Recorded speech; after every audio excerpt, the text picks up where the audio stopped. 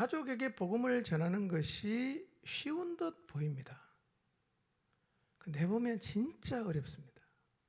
제일 힘들고 불가능하게 보이는 것이 가족관입니다. 이거는 정말 엄청난 영적 에너지가 필요해요. 어떻게 하면 이 에너지를 좀 모을 수 있을까?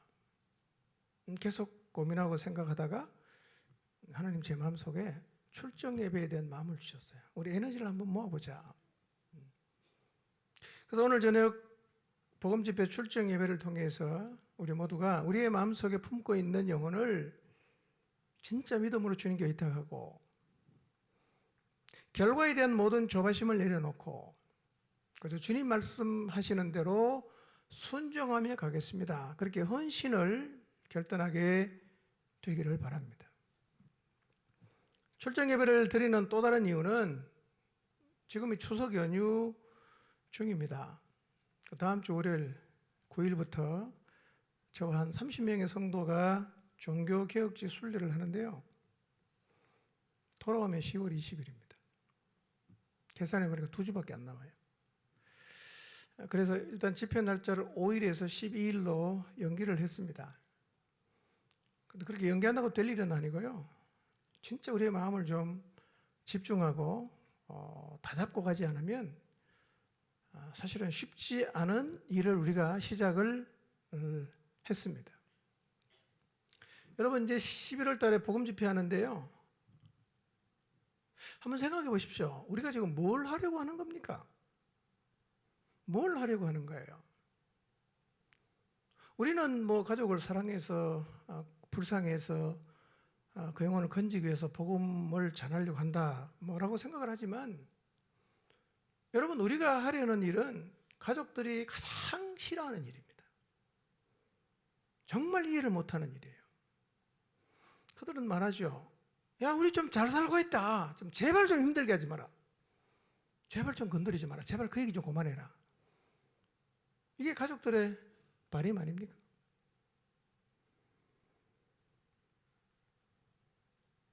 그들이 정말 원하지 않아요.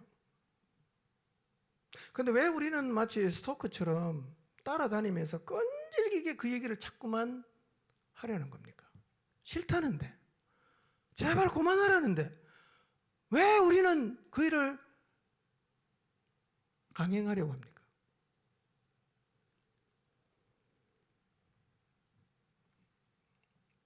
여러분 믿지 않는 사람이 가장 귀찮아하는 거 뭡니까? 제일 듣기 싫어하는 소리 뭡니까? 다 알잖아요. 근데 우리가 왜 합니까? 막말로 우리가 시간이 남아서 주체를 못하는 사람입니까? 아니 본인이 싫다는데 그냥 내버려두고 네 알아서 해라. 뭐 종교는 자유다. 이렇게 해도 되지 않겠어요? 근데 왜 우리는 싫다는데 환영을 받지 못하는데도 듣기 싫어하는데도 왜 그 얘기를 계속 하려고 하는 걸까요? 우리 입장에서는 쉬운 일입니까? 얼마나 많은 에너지가 필요합니까? 얼마나 많은 노력이 들어가요? 얼마나 기도를 많이 하고 돈은 또 얼마나 많이 들어갑니까? 밥 사줘야죠. 뭐 하여튼 희생하잖아요. 여러분 제일 좋은 길이 뭐냐? 나도 전하는 게 힘들고 그들도 듣기 싫어하니까 말 안 하는 게 제일 좋아요. 그래 뭐 나도 말 안 할 테니까 네 알아서 해라. 이렇게 우리가 입을 딱 닫으면 평화가 찾아오지 않습니까? 입을 딱 닫고 신앙생활 해보세요. 교양이 있다 그럽니다. 핍박 없습니다. 비난받을 일 없어요. 우리 그거 다 알잖아요. 왜 그렇게 안 합니까? 싫다는 거 안 하면 되잖아. 나도 힘든 일인데 잘 됐다. 네 싫어하냐? 됐다. 안 하면 되지 않습니까?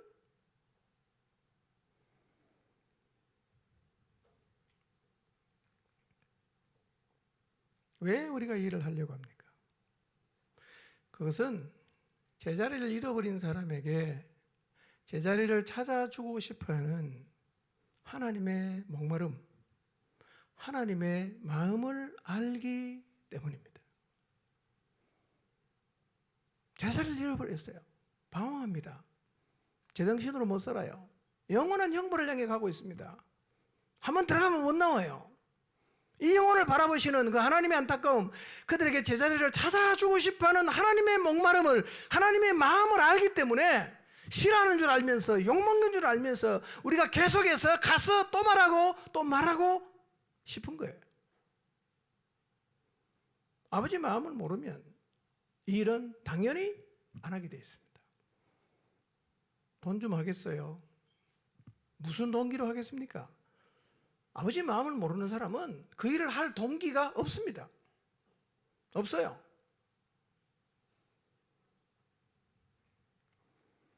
여러분, 자식을 기르는 부모의 가장 큰 아픔이 무엇입니까? 다 자식 키우고 계신 분이 많은데요.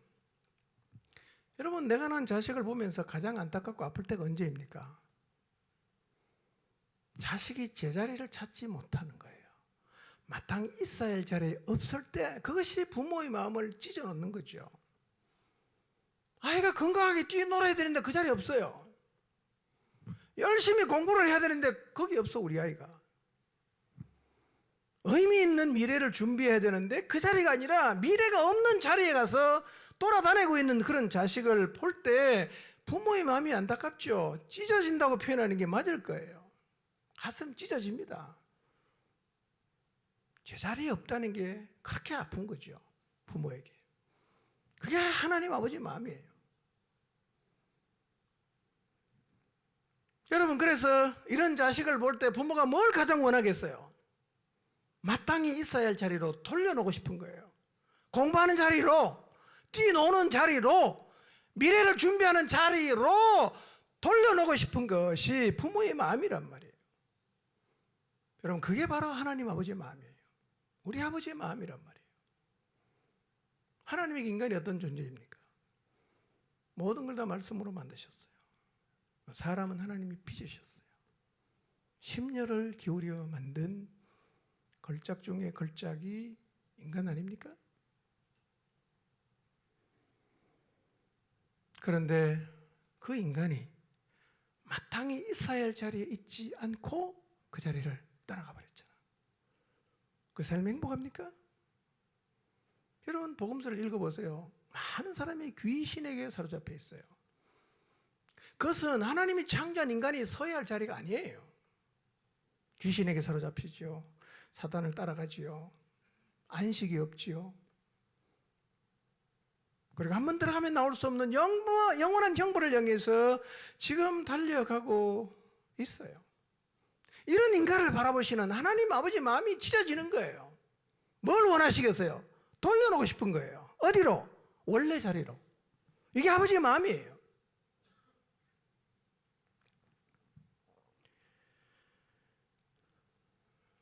부모의 마음하고 똑같지요? 하나님은 이 땅에 살고 있는 모든 인간들이 하나님 원래 창조하셨을 때의 그 자리에 있기를 원하시고, 이 자리를 떠나가서 고통스럽게 살아가는 인간들이 그 자리로 다시금 돌아오기를 원하시는 거죠. 어떻게 일을 할 수 있을까? 여러분, 그래서 우리 주님이 하신 일이 뭡니까? 제자를 부르신 거예요. 제자를 부르신 거예요. 여러분, 예수님께서 제자를 부르신 이유가 뭔지 아십니까? 오늘날 교회가 해야 할 일이 많습니다. 구제사업도 해야 되고요, 교육사업도 해야 되고, 때로는 교회 건축도 해야 되고, 할 일이 많죠. 물론 이게 다 나쁜 일은 아닙니다. 해야 됩니다. 그런데 우리 주님께서 제자를 부르신 목적은 그게 아니에요. 주님께서 제자를 부르신 가장 중요한 목적이 뭐냐? 세상으로 보내기 위해서 불렀어요. 보내기 위해서 불렀습니다. 이게 주님께서 제자를 부르신 가장 중요한 이유입니다. 그래서 주님의 부름을 받은 모든 제자는 세상으로 가야 되는 거예요. 뭐가 문제인가? 안 가는 게 문제입니다.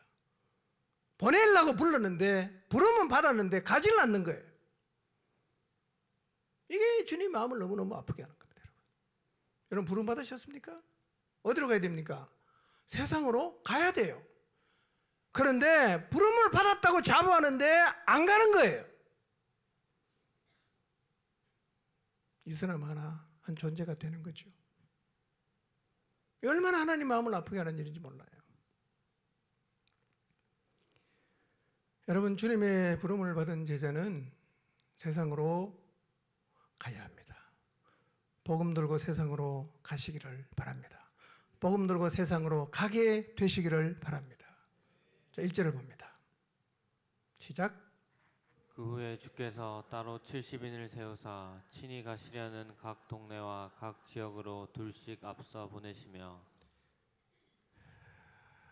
인간들이 제자리로 돌아갈 수 있는 길을 예수님이 만드신 후에 70인을 세우십니다.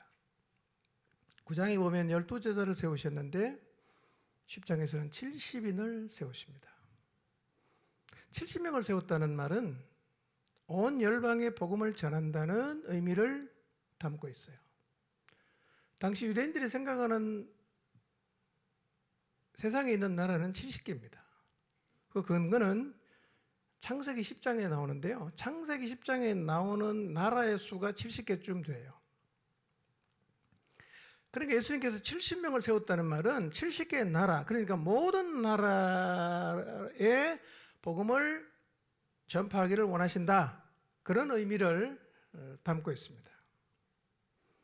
자, 70명의 제자를 부른 다음에 예수님 어떻게 하십니까? 1절 맨 끝에 보십시오. 둘씩 앞서 보내셨어요. 부르신 이유가 뭐라고요? 보내기 위해서입니다. 근데 부름을 받았는데 안 가면 어떻게 됩니까? 부른 목적이 무효가 되는 겁니다. 부름 받은 사람은 반드시 가야 돼요. 우리도 이제 어디로 가야 됩니까? 여러분이 정말 주님의 부르심을 받았다면 이제 주님의 보내심을 받아 세상으로 가셔야 합니다. 보내기 위해서 불렀다는 사실을 절대로 잊지 마십시오. 그래서 제자로 부름을 받은 사람은 언제라도 복음을 들고 세상으로 가야 합니다. 우리는 지금 복음을 들고 세상을 향해 가고 있을까요? 여러분 주님의 부름 받은 지 몇 년 되셨어요? 그런데 그 주님의 부름을 받은 목적이 보내심이라는 사실을 알았는지 몰랐는지 차치하고서라도 어쨌든 주님이 여러분을 불렀다면 보내셨을 거예요. 계속 가라고 하셨을 거예요. 얼마나 세상을 향해 갔던가를 한번 돌아보시기를 바랍니다. 근데 제자가 세상으로 갈 때 꼭 가지고 가야 되는 게 있어요. 여러분 우리가 주님의 부름을 받은 제자로 보내심을 받아 세상을 향해 갈 때 뭘 가지고 가야 될까요? 돈이 필요합니까? 지혜가 필요합니까? 학력이 필요합니까? 뭐가 필요할까요?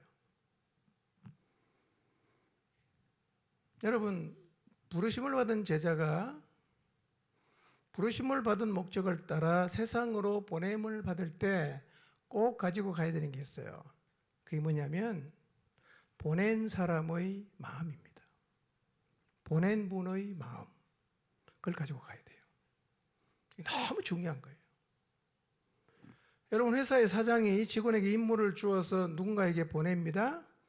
그때 그 직원에게 가장 중요한 게 뭐겠어요? 사장의 마음을 가지고 가야 되는 거예요. 보냄받은 직원은 만난 사람에게 사장의 마음을 전달해야 되는 거예요. 자기 마음을 전달하는 게 아니라 사장의 마음을 전달해야 돼요. 때로는 사장의 안타까움, 사장의 목마름, 사장의 절박함을 잘 전하는 것이 보냄받은 자의 마땅한 바지요.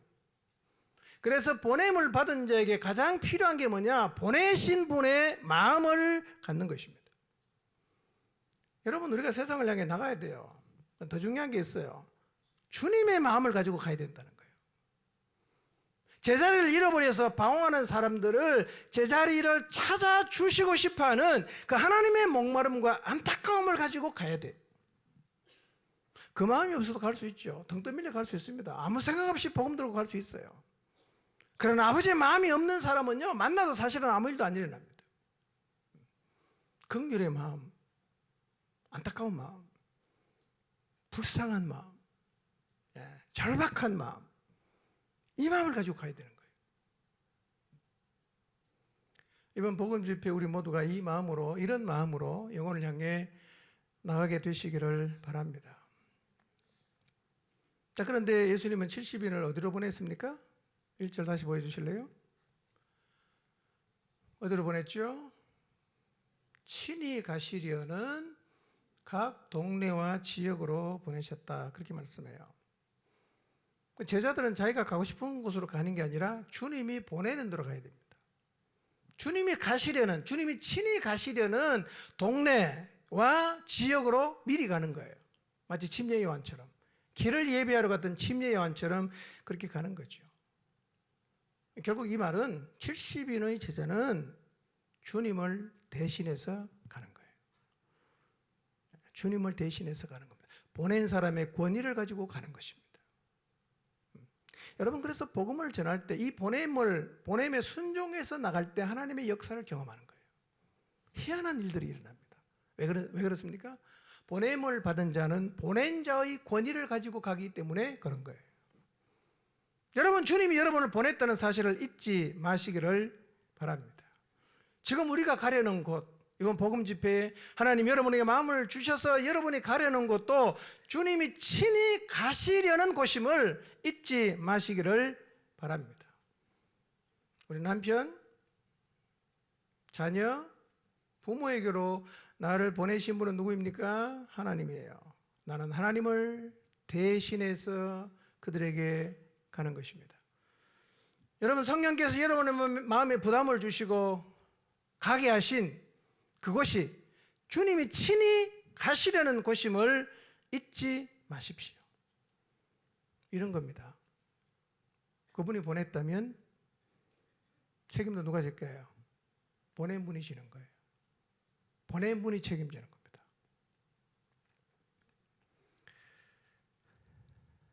자, 2절을 봅니다. 시작. 이르시되 추수할 것은 많되 일꾼이 적으니 그러므로 추수하는 주인에게 청하여 추수할 일꾼들을 보내주소서 하라. 자, 여러분, 하나님의 눈으로 세상을 바라보십시오. 추수할 게 많습니까? 적습니까? 엄청나게 많죠. 제자리 잃어버린 사람들이 얼마나 많습니까? 너무 많죠. 근데 누가 없어요? 그리로 가는 사람이 없어요. 그러니까 자기를 부르신 그 목적을 잃어버린 사람이 많다는 말입니다. 추수할 것은 태산 같은데 그 일을 위해서 부름을 받은 자가 보내는데 안 가는 거예요. 일꾼이 모자라죠. 항상 모자라죠. 여러분, 추수꾼이 적은 것은 오늘 우리 시대의 현실 아닙니까?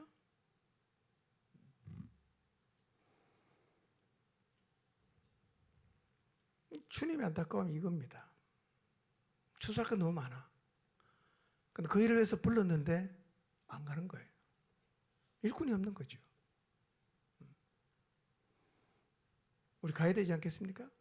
아버지의 마음으로. 아버지의 마음으로. 아버지의 마음이 뭡니까? 열방을 사랑하는 마음이에요. 한번 우리 자신에게 물어봅시다. 나는 주님의 보내심에 순종하는 추수하는 일꾼인가? 나는 주님의 보내심에 순종하여 가고 있는 사람인가? 여러분, 뭐 교회를 세우고 사람 세우고 다 좋은 일입니다. 귀한 일입니다. 그러나 교회는 무엇보다도 영혼을 추수하는 일을 감당해야 합니다.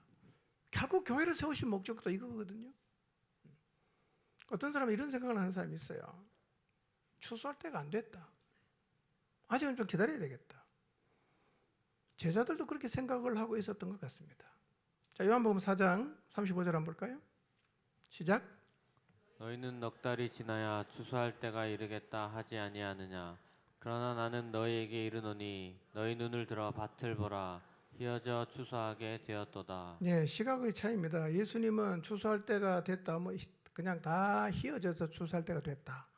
제자들의 생각은 뭐죠? 넉 달 기다려야 된다. 이 차이가 있었어요. 그래서 추수가 안 되는 이유가 딱 두 개 있습니다. 하나는 뭐냐면 기본적으로 부르심을 받은 사람이 보냄에 순종을 안 하는 것. 그래서 추수꾼이 없는 것이고요.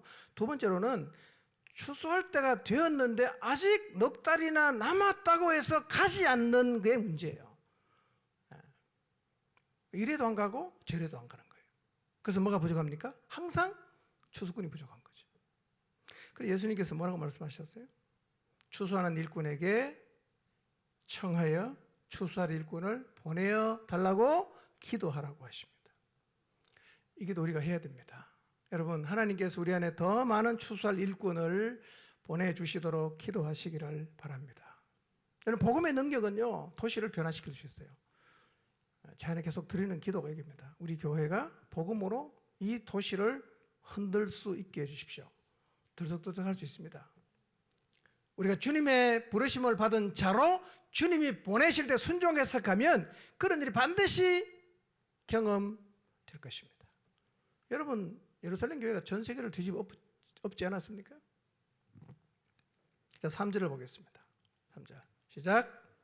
갈지어다 내가 너희를 보냄이 어린 양을 이리 가운데로 보냄과 같도다. 예.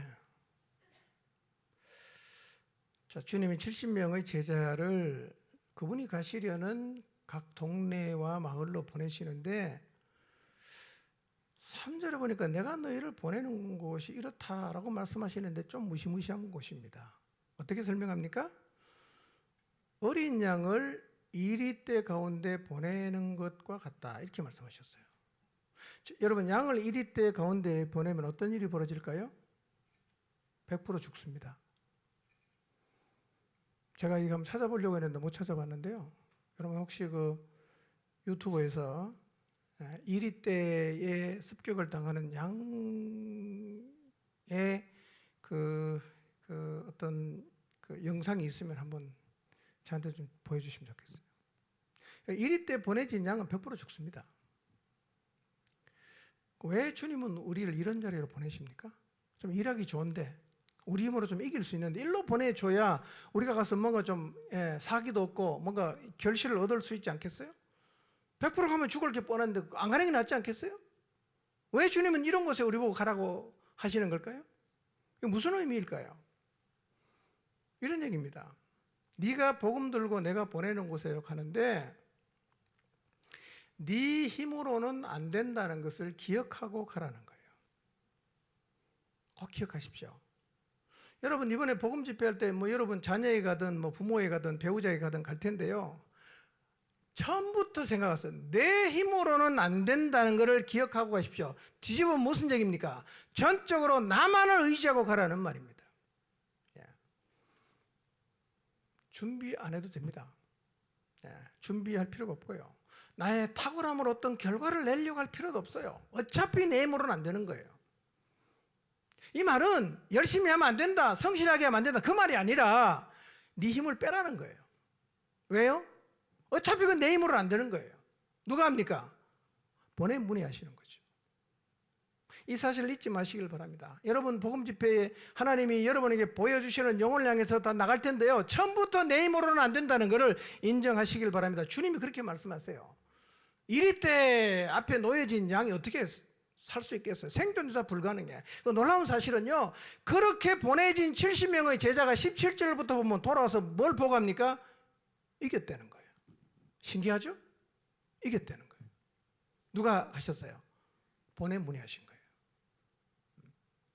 저는 이번 복음 집회를 통해서 우리 안에도 이 70인의 제자의 보고와 같은 그런 아름다운 간증이 일어나게 되기를 바라고 일어날 줄로 믿습니다. 누가 하는 거라고요? 어차피 내가 하는 게 아니에요. 전적으로 주님을 의지하시기를 바랍니다. 우리는 보냄을 받은 자죠. 책임은 누가 지냐? 보낸 분이 지시는 것입니다. 지금 우리가 가는 것도요, 우리 힘으로는 어떤 결과도 얻을 수 없는 곳이라는 사실을 기억하시기를 바랍니다. 이 시간 힘을 빼시기를 바랍니다. 다만 주님이 말씀하시는 대로 순종하겠습니다. 그렇게 다짐하는 시간이 되시기를 바랍니다. 70명의 제자가 승리하고 돌아왔어요. 기적이죠, 기적. 이리떼 가운데 보내진 어린 양이 가서 이기고 돌아왔다. 이제 말도 안 되는 거죠. 그런데 그 말도 안 되는 역사가 복음을 전파하러 나가면 오늘 우리에게도 동일하게 일어난다는 사실을 믿음으로 나가시기를 바랍니다. 자, 4절을 봅니다. 시작. 전대나 배당이나 신발을 가지지 말며 길에서 아무에게도 무난하지 말며. 네, 이 말도 참 이해가 안 되죠. 왜냐하면 전대나 배낭이나 신발은 순회 전도자의 필수품입니다. 뭘 넣어 가방에 옷이라도 뭘 넣어 다녀야 되지 않겠어요? 속옷이라도. 그 다음에 돈이 새 가서 밥도 사 먹고 뭐 필요한 거 구입하지 않겠어요? 그래서 다 갖지 말라는 거죠. 이 말은 가다가 죽어라 그런 말일까요? 그 말도 이런 뜻입니다. 하나님만 전적으로 의지하라는 거예요. 하나님만 전적으로 의지하라. 여러분 추수하러 나갈 때 보냄을 받은 자는 보낸 자를 전적으로 의지를 해야 합니다. 이 말에 순종해서 나가면 하나님의 역사를 반드시 경험하게 돼요. 여러분 혹시 이런 생각을 할 수 있습니다. 여러분 남편을 생각해보고 부모님과 자녀를 생각해보면서 우리 남편, 우리 부모님 이번에 꼭 예수님 믿게 하려고 하면 이런 게 필요할 텐데 나는 이런 거 하나도 안 갖고 있네. 이번에 힘들겠다. 그렇게 생각하실 수 있어요. 최소 이 정도는 내가 준비를 해야 되는데 내가 보니까 나한테 준비가 한 개도 안 됐어요. 그 속으로 생각하는 거죠. 이번에도 안 되겠다. 이렇게 생각할 수 있다는 거예요. 근데 예수님 뭐라고 말씀하십니까? 오히려 그거를 준비하지 말라고 하십니다. 그런 거 준비하지 말래요. 내가 보냈으니까 내가 알아서 한다. 너는 나만 전적으로 신뢰하고 가라. 이렇게 말씀을 하세요.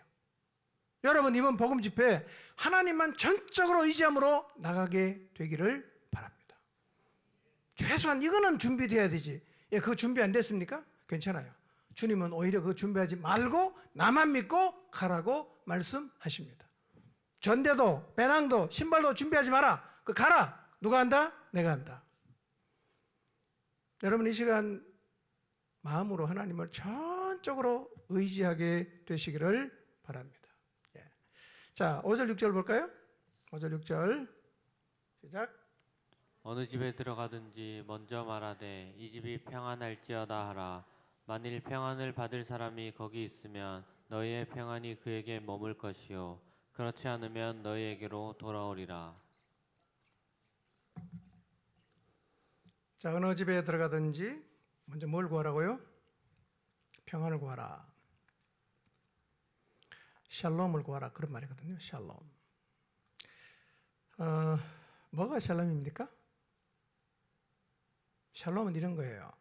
모든 것이 제자리에 있는 상태입니다. 여러분 가정에 언제 평화가 옵니까? 가족 모두가 제자리에 있으면 평화로워요. 남편이 그 자리를 벗어나면 평안이 깨지죠. 아내가 있어야 할 자리를 벗어나면 평안이 깨집니다. 자식이 있어야 할 자리를 떠나가면 평안이 깨져요. 샬롬이 뭐냐? 모든 것이 제자리에 있는 상태입니다. 자, 그러면 하나님을 떠난 사람에게 진정한 평강, 샬롬이 있을까요? 없죠.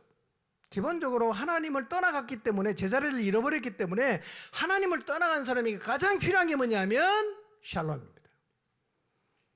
그래, 하나님을 만나야 진정한 샬롬이 우리에게 임하는 거예요. 하나님을 제대로 만나야 다시 우리가 잃어버렸던 제자리를 찾게 되고 모든 것이 아귀가 맞아 들어가기 시작하고 하나님을 만날 때 진정한 샬롬이 우리에게 주어지는 거예요.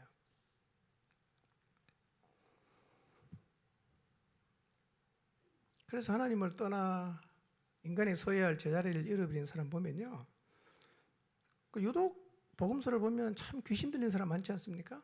자기 자리 잃어버리니까 사단을 따라가는 거죠. 우리도 보면 참 없는 게 많지 않습니까? 없는 게 많아요. 그럼 뭐가 없어집니까? 없는 게 많으면 샬롬이 없어지는 거예요. 그래서 예수님은 어느 집에 들어가든지 먼저 샬롬을 구해라. 샬롬을 구해라. 근데 샬롬은 구해서 나쁠 게 없는 이유는요, 내가 샬롬을 빌었어요. 근데 그 집이 샬롬을 받아들이면 어떻게 돼요? 주님의 샬롬이 임하겠죠? 주님의 샬롬이 임하는 걸 보니까 나도 기쁜 거죠. 내가 샬롬을 빌었어요. 거부했어요. 어떻게 됩니까? 나한테 돌아와요. 그래, 나는 그 사람이 받아도 샬롬이 있고 안 받아도 샬롬이 있는 거예요. 예. 주님께서 제일 먼저 찾아가면 뭘 구해라? 평강을 구해라. 샬롬을 구해라. 정말 샬롬이 필요한 사람들이 너무 많습니다. 사실은 따지고 보면 하나님을 떠난 사람은 모두가 샬롬에 목말라 있습니다. 자, 7절 9절 봅니다. 시작. 그 집에 유하며 주는 것을 먹고 마시라. 일꾼이 그 삭슬 받는 것이 마땅하니라. 이 집에서 저 집으로 옮기지 말라. 어느 동네에 들어가든지 너희를 영접하거든 너희 앞에 차려놓는 것을 먹고 거기 있는 병자들을 고치고 또 말하기를 하나님의 나라가 너희에게 가까이 왔다 하라. 네. 자, 평안을 받아들이면 그 집에 머물러라. 머물면 이제 주인이 뭔가 먹을 걸 주겠죠? 그것도 어떻게 해야 된다고요? 아이고 이거 안 해도 괜찮습니다. 저 먹고 왔습니다. 이렇게 하지 말라는 거예요. 먹으라는 거예요. 이유가 뭐죠? 일꾼이 삭슬 받는 게 마땅하기 때문이다. 주는 거는 감사함으로 먹어라. 근데 이건 하지 마라. 이 집 저 집 옮겨 다니지는 말라. 이 얘기 들어보니까 저 집에는 고기가 나왔는데 나는 계속 이제 푸른 초장이야. 좀 바꿔볼까? 그렇게 하지 말라는 거예요. 그리고 병자가 있으면 고쳐라 그랬습니다. 여러분 복음 전하러 갔다가 아픈 사람이 있으면요 믿음으로 기도하십시오.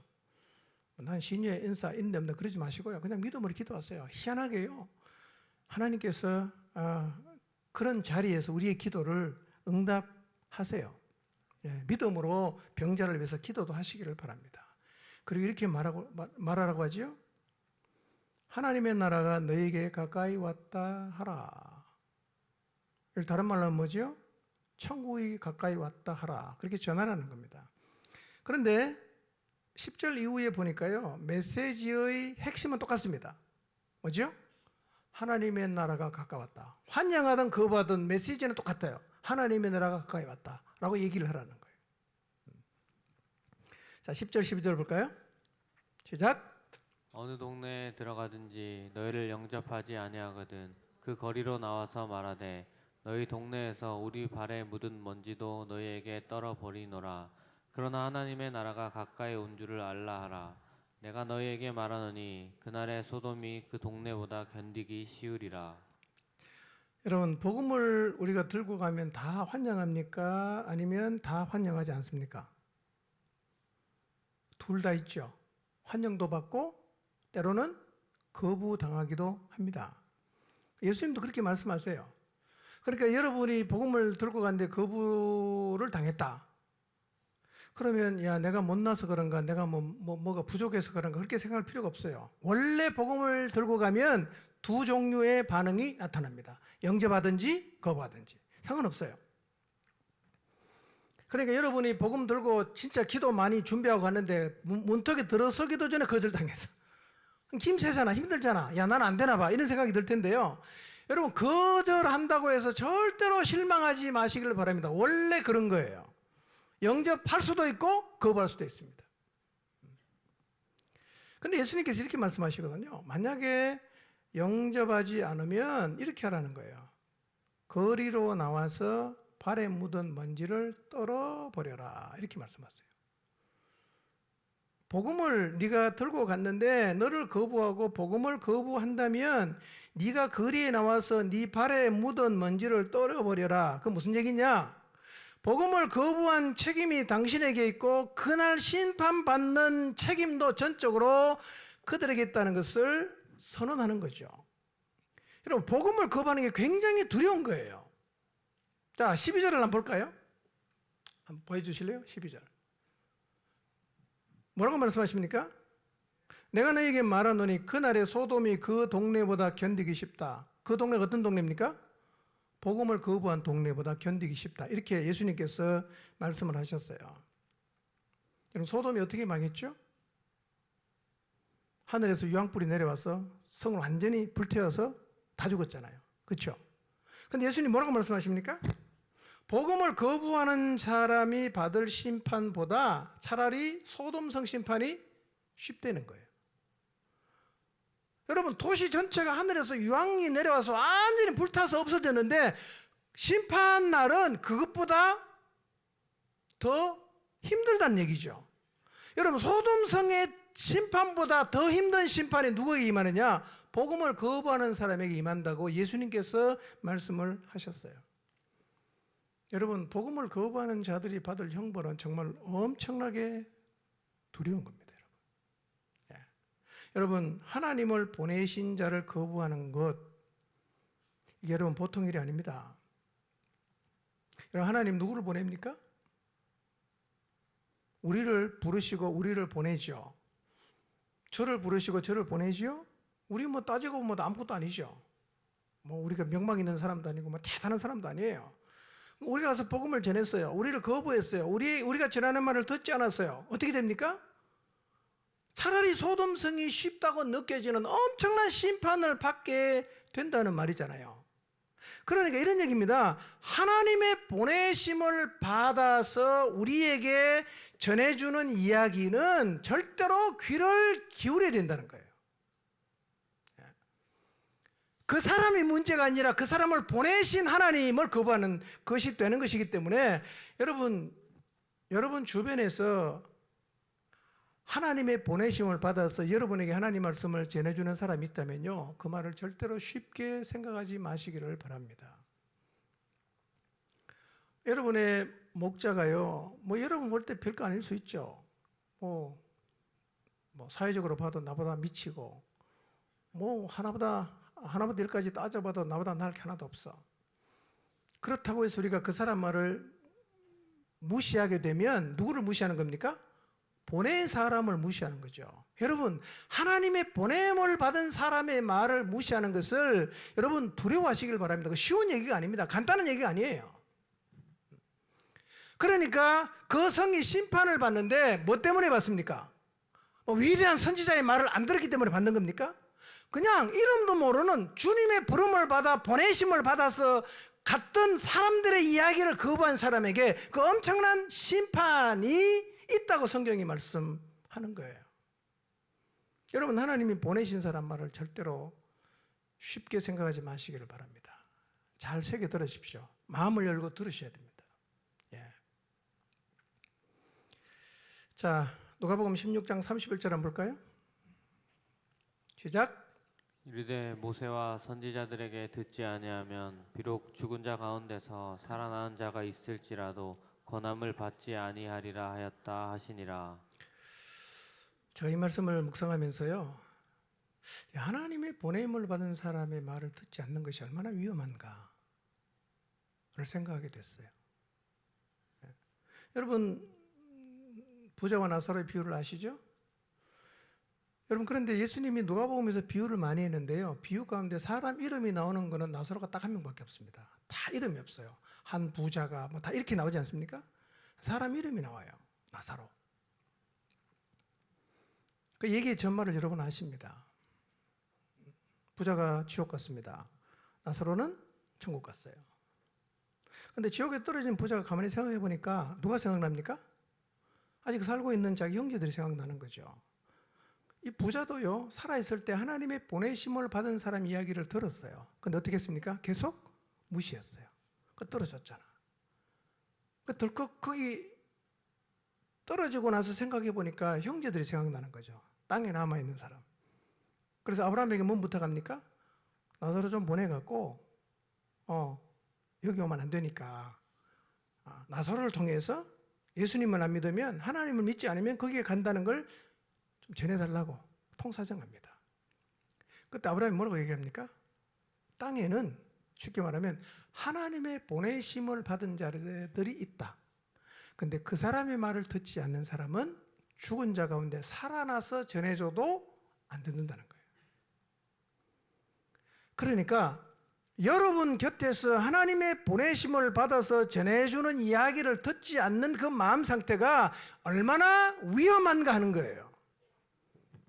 기회가 없어요. 그 사람 안 들으면 끝나는 거예요.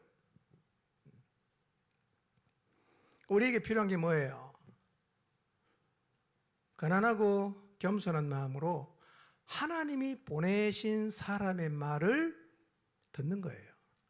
그것이 제자리를 찾을 수 있는 유일한 기회일 수도 있어요. 여러분, 하나님이 여러분에게 직접 말하지 않습니다. 사람을 보내요.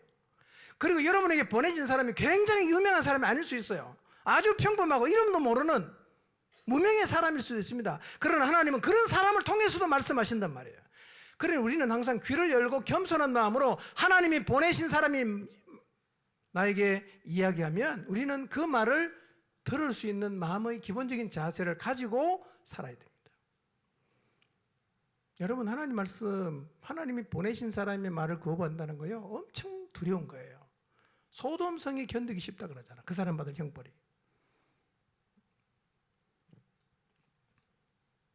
예수님 말씀 그대로입니다. 아브라함이 한 얘기처럼요, 주변에서 하나님이 보내서 말씀하시는 무명의 그리스도인의 말을 듣지 않는 사람은 죽은 자 가운데 살아난 사람이 가서 전해도 역시 안 듣습니다. 문제가 뭐냐? 마음이에요. 마음.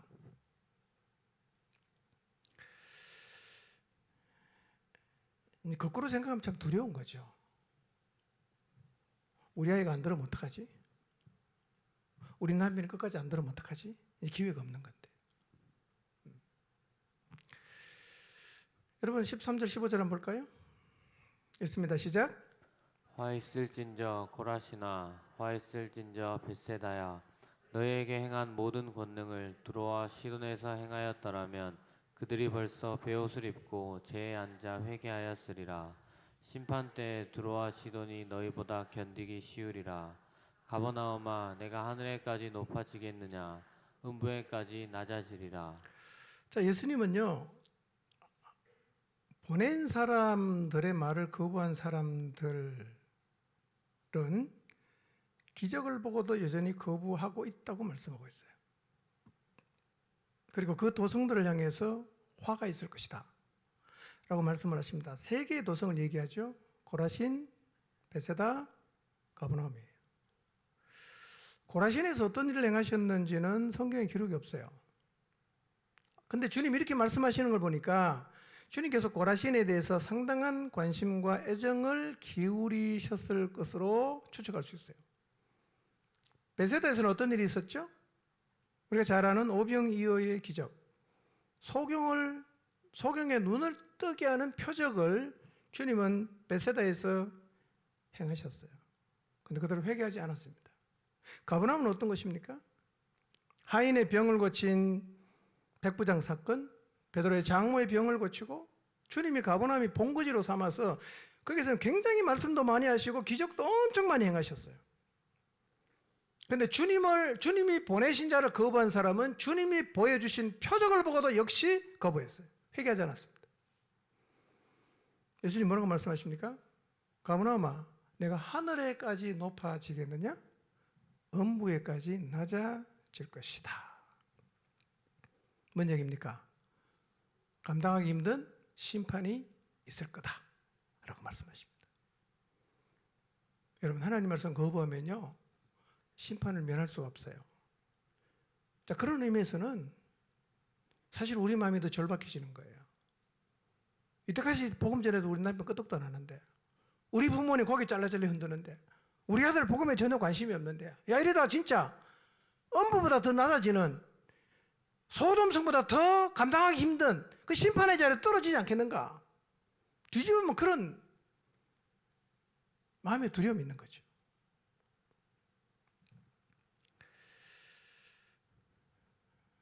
자, 16절 한번 보겠습니다. 16절 시작.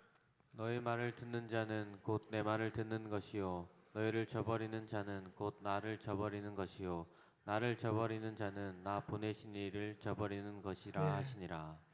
자, 너희 말을 들으면 누구 말 듣는 거예요? 내 말 듣는 거예요. 너희를 저버리면 나를 저버리는 거예요. 그리고 예수님을 저버리면 하나님을 저버리는 거다. 이걸 꼭 기억하십시오.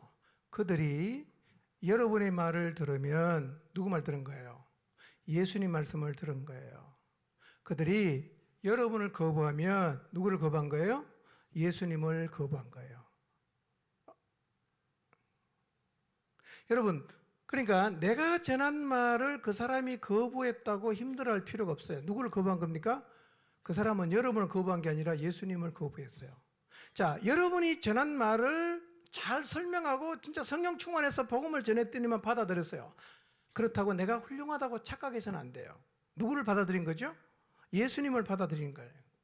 그러는 겁니다. 그러니까 우리를 받아들여도 우리를 보낸 분을 받아들인 것이고 우리를 거부해도 우리를 보낸 분을 거부한 것입니다.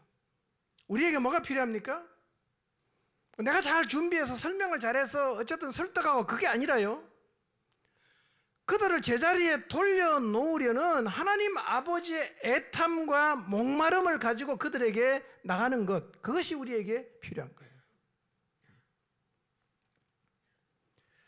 성경에는요, 진짜 하나님의 목마름으로 가족에게, 자녀에게 나갔던 부모들의 이야기가 있어요.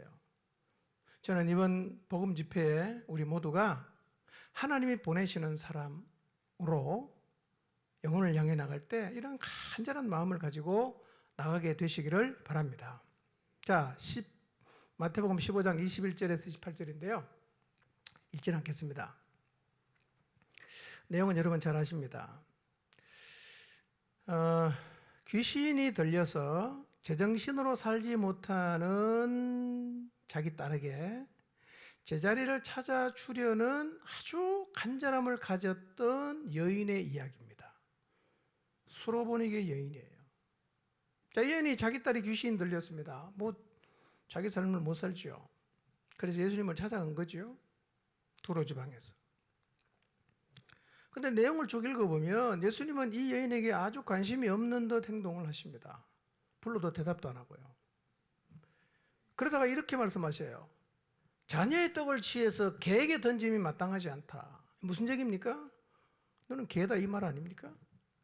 이쯤 되면 기분이 나빠서 그냥 갈 법도 하지 않습니까? 근데 여인이 뭐라고 말합니까? 개들도 제 주인의 상에서 떨어지는 부스러기를 먹습니다 라고 하면서 예수님에게 끝까지 메어 달려요. 그리고 결국 이 딸에게서 귀신이 나갔습니다.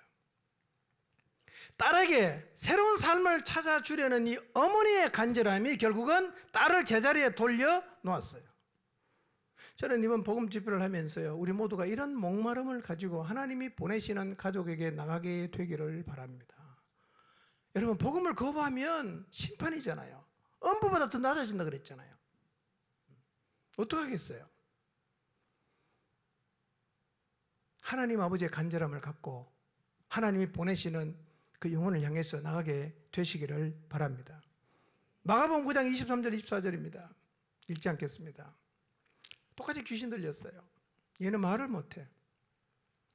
여러분, 귀신 들려서 귀신이 끄는 대로 끌려다니고 말을 못하니까 자기의 삶을 다 잃어버렸죠. 이런 자식을 보는 아버지가 얼마나 가슴이 아프겠어요. 어느 날 아버지가 귀신을 잘 쫓아낸다는 예수님 소문을 들었어요. 데리고 왔더니만 마침 예수님은 안 계시고 그 제자들밖에 없었어요. 그 제자들에게 데리고 와서 귀신 좀 쫓아내달라고 부탁했습니다. 그럼 제자들이 아무래도 못 쫓아내요. 그런 와중에 예수님이 오셨어요. 예수님은 그 제자들의 믿음이 없음을 탄식하십니다. 그리고 아이 아버지 이렇게 말씀하십니다. 야, 그 아이 데리고 와라. 그랬더니만 아버지가 아이를 예수님께 데리고 왔어요. 귀신이 예수님을 보고 아이로 심히 경련을 일으키게 하고 막 땅에 엎드려져서 막 거품을 굴면서 막 떼구르떼구르 구르게 만들었어요. 이런 자식을 바라보는 아버지가 얼마나 마음이 아프겠어요. 제 삶을 살지 못하고 귀신에게 그냥 끌려다니면서 이렇게 인간 이하의 삶을 살고 있는 아이를 보면서 아버지가 너무 마음이 아파요. 그래서 예수님에게 호소합니다. 뭘 할 수 있거든 좀 도와주십시오. 간청하는 거예요. 그때 예수님께서 아이 아버지에게 말합니다. 할 수 있거든이 무슨 말이냐? 믿는 자에게는 능히 하지 못할 일이 없다. 이 예수님 말씀을 들은 아이 아버지가 막 소리를 질러서 예수님께 이야기합니다. 내가 믿습니다. 나의 믿음 없는 거 좀 도와주십시오. 결국 이 아버지의 간절함이 아이를 고칩니다. 아이는 잃어버린 자기의 자리를 되찾았어요. 아버지의 목마름, 아버지의 애타는 마음, 아버지의 간절함이 결국은 아들을, 제자리를 잃어버린 아들이 다시금 제자리에 돌아오게 만들었어요. 저는 우리 모두가 이런 간절함을 가지고 하나님 앞에 나가게 되시기를 바랍니다. 하나님, 나의 믿음 없는 것 좀 도와주십시오. 하나님, 저희 좀 불쌍히 여겨주십시오. 여러분, 귀신 들리진 않았지만 귀신의 영향을 받고 악한 영의 영향을 받아서 세상의 거짓말에 속아서 정신없이 살고 있는 우리 자식들 도대체 죄를 어떻게 해야 되는가? 여러분 주님 앞에 데리고 나오십시오. 하나님 좀 도와주십시오. 주님 앞에 간절함으로 기도한다면 하나님께서 그 간절함을 외면하지 않으실 거예요. 마가복음 5장 21절에 23절입니다. 회당장 야이로 이야기입니다. 회당장 야이로에게 12살 난 외딸이 있었는데 병들어 죽어가고 있어요. 아이 아버지가 예수님 찾아갑니다. 그리고 예수님 발 아래 엎드립니다. 간곡히 요청합니다. 내 어린 딸이 죽게 됐습니다. 와주십시오. 그에게 손 얹어 기도 좀 해주십시오. 좀 살려주십시오. 간청합니다. 예수님께서 가자 그럽니다. 그런데 가는 길에서 12회를 혈루증으로 앓던 여인을 만나서 시간이 지체가 됩니다. 집에 가기도 전에 아이가 죽어버렸어요. 사람들이 와서 기별합니다. 딸 죽었습니다. 선생님도 괴롭게 하지 마세요. 얼마나 절망스럽겠어요. 예수님께서 말씀하십니다. 두려워하지 말고 믿기만 해라. 그 아이의 집에 가십니다. 그 아이의 손을 잡고 예수님께서 말씀하십니다. 달리다 굼, 아이야 일어나라. 그랬더니 죽었던 아이가 벌떡 일어났어요. 회당장이 야이로의 딸을 살리려는 간절함이 결국 죽은 딸을 살려냈습니다. 지금 우리 곁에도 자신의 자리를 잃어버리고 샬롬을 잃어버리고 방황하는 우리의 자녀들이 있지 않습니까? 부모님도 있지 않습니까? 내 배우자가 있지 않습니까? 우리를 부르신 하나님께서 오늘 우리를 그들에게로 보내십니다. 가긴 가되 어떤 자세로 갈 거냐는 거예요. 여러분, 잃어버린 것을 끝까지 찾느냐 중도에 포기하느냐의 차이는 간절함의 차이예요. 간절하지 않은 사람은 몇 번 회복 안 되면 포기합니다. 그러나 이거는 절대로 포기할 수 없다라는 간절함이 있는 사람은 끝까지 하는 거예요. 앞에서 말씀드린 세 사람은 간절함을 가지고 끝까지 주님을 찾았어요. 그리고 자신의 자리를 잃어버렸던 자녀들에게 모두 제자리를 찾을 수 있게 만들어 주었습니다. 오늘 하나님께서 우리 모두의 마음속에 우리의 자녀를 살리려는 간절함, 우리의 남편을 살리려는 간절함, 우리의 가족을 살리려는 간절함을 부어 주시기를 바랍니다.